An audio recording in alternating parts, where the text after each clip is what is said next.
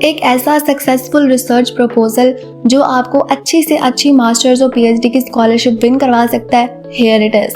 तो ये जो है वो बेसिक कंपोनेंट्स है रिसर्च प्रपोजल के।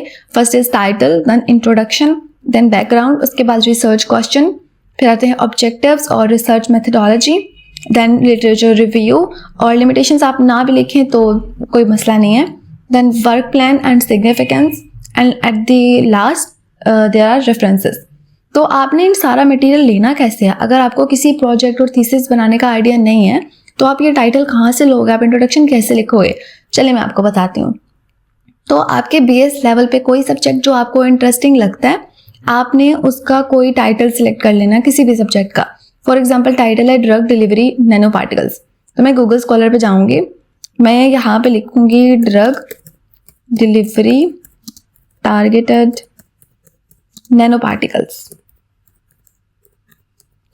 ओके, जब मैंने यहाँ पे लिख दिया तो मैं इसके ऊपर जो फर्स्ट आएगा ना पेपर, उसको चूज करूंगी। मैं फर्स्ट पेपर ओपन कर लिया तो यहाँ पे मैं इसके एब्स्ट्रैक्ट को जो है वो कॉपी करूंगी। इसके एब्स्ट्रैक्ट को कॉपी करने के बाद मैं जाऊंगी चैट जीपीटी पर। तो चैट जीपीटी पे मैं जाने के बाद मैंने क्या करना है, इस एब्स्ट्रैक्ट को मैंने वहाँ पे पेस्ट कर देना है। जब इस एब्स्ट्रैक्ट को मैं वहाँ पे पेस्ट कर दूंगी तो लास्ट में मैं लिखूंगी कि गिव मी गैप।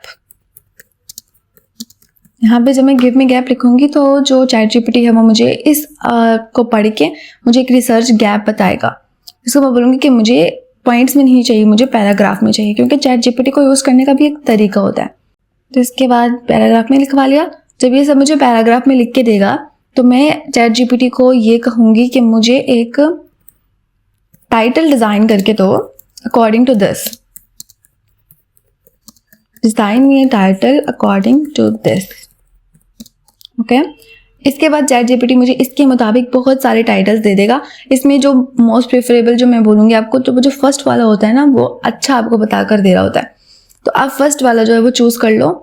जब आप फर्स्ट वाला चूज़ करेंगे इसके बाद आपने क्या करना है कि चैट जीपीटी से पूछना है कि मुझे इसके ऊपर एक इंट्रोडक्शन लिख कर दो। Write me an introduction according to first title, according to first title.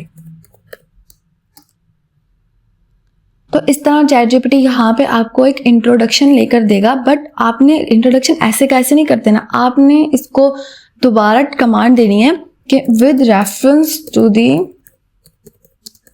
Published articles. जब आप इसको ये बोलेंगे तो वो जनरलाइज इंफॉर्मेशन और गूगल से इंफॉर्मेशन नहीं देगा, वो गूगल स्कॉलर से ही इंफॉर्मेशन उठा के आपको देगा। देखें इसमें और ऊपर वाले में कितना डिफरेंस है, वो यहाँ पे आपको जो है सारा वहाँ से निकाल के दे रहा है। तो ये फिर ऑथेंटिक इन्फॉर्मेशन देगा। नीचे देखें आपको वेबसाइट्स भी दिख रही होंगी। इंट्रोडक्शन के बाद फिर नेक्स्ट सेम प्रोसेस आपने करना है इसके बैकग्राउंड के साथ, कि इसके बैकग्राउंड में किस तरह आना चाहिए। तो वो चैट जीपीटी आपको फिर इसका बैकग्राउंड लिख कर देगा। अगर आपको वो सेटिस्फाई नहीं कर रहा कि ये बैकग्राउंड ठीक नहीं है तो आप इसको बोलो कि मुझे आर्टिकुलेट करके दे इस टेक्स्ट को। जब वो इस टेक्स्ट को आर्टिकुलेट करके देगा तो बिल्कुल एक आर्टिकल की लैंग्वेज होगी। उसके बाद क्या करना है, आपने इस तरह आपने वो सारे जो मेन कंपोनेंट्स हैं रिसर्च के वो से बनवा लेने हैं। जब वो आप बनवा लेंगे तो फिर आपने इन पैराग्राफ्स को यहाँ से उठाना है। यहाँ से उठा के आप जाएंगे क्विल बोर्ड के पास। क्विल बोर्ड क्या करेगा कि आपके इन टेक्स्ट को पैराफ्रेज करेगा।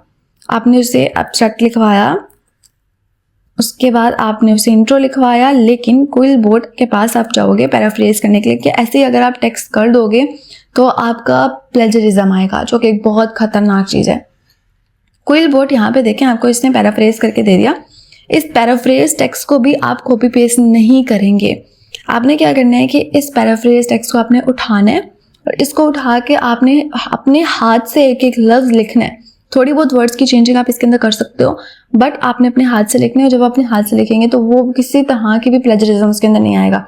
तो आपका एक अच्छा रिसर्च प्रपोजल आपके पास प्रिपेयर होके आ जाएगा विदाउट एनी प्लेजरिज्म।